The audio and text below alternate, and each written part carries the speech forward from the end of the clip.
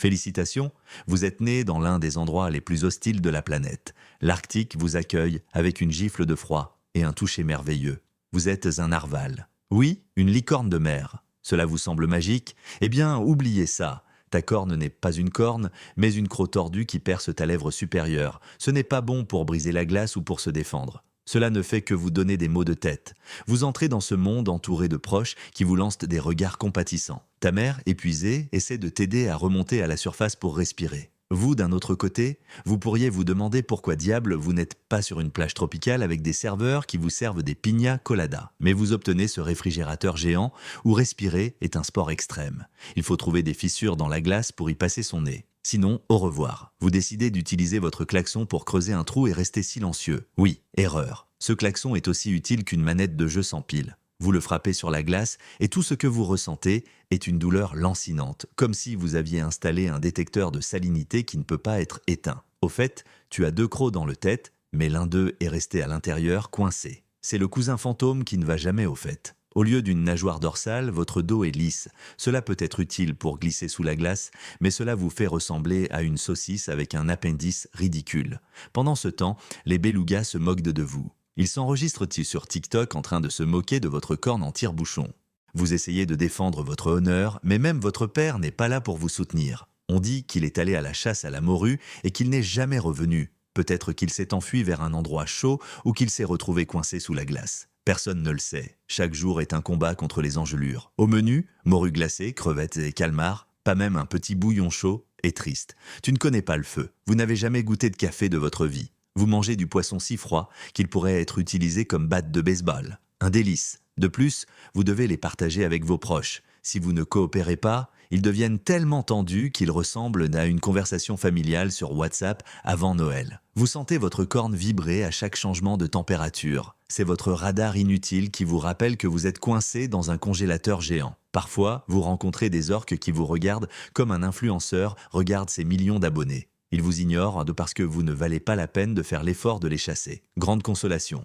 Tu n'es même pas bon pour le dîner. Vous nagez en silence, ressemblant à un mème Pikachu surpris, vous demandant pourquoi l'évolution a été si cruelle. Ton frère aîné se moque de ta maladresse. Avec sa corne légèrement plus longue, il croit pouvoir se frayer un chemin à travers la glace. Échec. Il devient accro, panique, et commence à donner des coups de pied comme s'il participait à une émission de télé-réalité. Tu le regardes d'un air sarcastique. « Ok, boomer, tu t'attendais à quoi ?» Il s'offense, marmonne quelque chose à propos de votre génération et s'en va avec une dignité brisée. Pendant ce temps, ta mère insiste sur le fait qu'il est essentiel de bien nager. Si vous ne trouvez pas une fissure pour respirer, vous mourrez. C'est aussi simple que ça. C'est comme vivre du parcours au sommet d'un volcan, mais dans une version gelée. Chaque fois que vous émergez, vous voyez un paysage monotone de glace et de vent qui gèle vos pensées. Vous aspirez à un rayon de soleil, à un peu de chaleur, mais ici la fête est perpétuelle. Un réfrigérateur géant, des icebergs qui grincent et une famille semi-dysfonctionnelle. Au fil des années, on s'habitue à son klaxon inutile. Tu arrêtes de frapper la glace comme un fou. Vous acceptez que votre gencive percée soit une blague évolutionniste. Et puis ton père apparaît comme dans un mème de phoque triste. Il revient sans prévenir avec un visage qui dit « Je suis allé acheter des cigarettes ». Ta mère le fusille du regard, mais il fait comme si de rien n'était. Vous voudriez lui demander des explications? Est-ce qu'il t'a abandonné? Mais il n'y a pas de discussion. Les narvals ne sont pas doués pour le drame verbal. Ils se contentent de grogner et de nager avec ressentiment.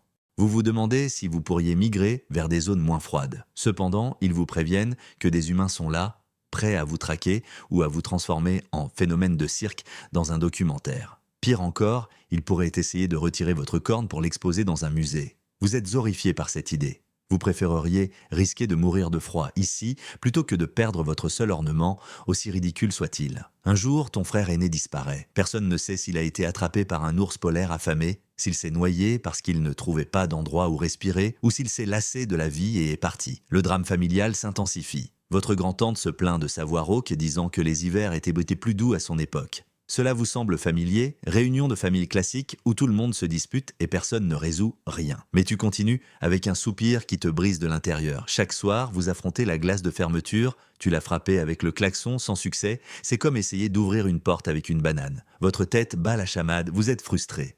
Mais c'est ta routine. Vous vous blottissez contre votre mère, qui a déjà l'air épuisée. On entend aussi des histoires de narvals qui se sont retrouvés piégés et sont morts sans air. Vous pensez que vous pourriez être le prochain. Avec l'adolescence viennent de nouveaux problèmes. Vous commencez à remarquer d'autres narvals et d'étranges instincts surgissent. Vous essayez d'impressionner une fille que vous aimez, mais elle se moque de votre corne tordue. Il dit que tu lui rappelles un tire-bouchon. Vous vous sentez humilié. Même les belugas participent à l'intimidation en enregistrant une vidéo moqueuse à télécharger sur leur compte BelugaTok. Vous ne savez pas s'il faut rire ou pleurer. Probablement les deux en même temps. Le temps passe et on s'habitue à la solitude. Parfois, vous tombez sur un groupe de jeunes narvals. Ils font des blagues sur les humains qui prennent des selfies avec des filtres en forme d'oreilles de chien. Alors qu'ici, ils ont du mal à trouver un trou pour respirer. On vous raconte qu'il a vu un orque chasser en utilisant des techniques de traînée. Il l'a presque mangé. Il a été sauvé par pure chance. Vous l'écoutez avec le cœur lourd, sachant que n'importe qui comme vous pourrait être la prochaine victime. Mais malgré tant de tragédies, la vie continue. On devient adulte, on acquiert de l'expérience, vous apprenez à détecter les fissures dans la glace avant les autres. Vous supposez que la salinité change avec votre stupide corne. Ce n'est pas grand-chose, mais ça sauve votre peau. Un jour, vous rencontrez à nouveau votre père. Il semble désolé. Il grogne une sorte de salutation, mais vous ne répondez pas. Le ressentiment pèse sur vous comme un iceberg. Vous préférez dépenser votre énergie à respirer plutôt qu'à vous battre. Les hivers deviennent de plus en plus cruels. La glace s'épaissit et il est difficile d'atteindre la surface. Certains descendants meurent lors de cette tentative. Vos journées se passent entre respiration et chasse aux orques. Votre mère meurt coincée sous un bloc de glace. Vous la trouvez immobile, flottante, et vous ressentez un vide brutal. Vous restez là, tremblant, ne sachant pas si vous devez crier ou vous résigner. Ton père s'éloigne comme toujours, laissant la douleur flotter dans l'eau. Vous vous sentez plus seul que jamais, avec votre klaxon inutile et un tas de souvenirs qui vous tourmentent. Vous vous résignez au fait que c'est la vie d'un narval, un éternel jeu de survie macabre dans lequel votre arme principale ne coupe pas, ne fait pas de mal, ne défend pas. Un jour, sans vous en rendre compte, vous aussi vous vous retrouvez piégé. Vous êtes essoufflé. La glace se referme et vous ne trouvez pas d'évent. Tu frappes avec le klaxon, en vain, tout résonne dans ta tête. Vous remarquez que vos forces diminuent. Vous imaginez des scènes familières, comme des flashs d'un spectacle où personne ne sait comment jouer. Vous pensez à ce c'est bien du petit chien entouré de feu. Voici un narval entouré de glace. Vous abandonnez, vous avalez de l'eau, vous sentez le monde s'éteindre. L'Arctique signe votre phrase d'un murmure glacial.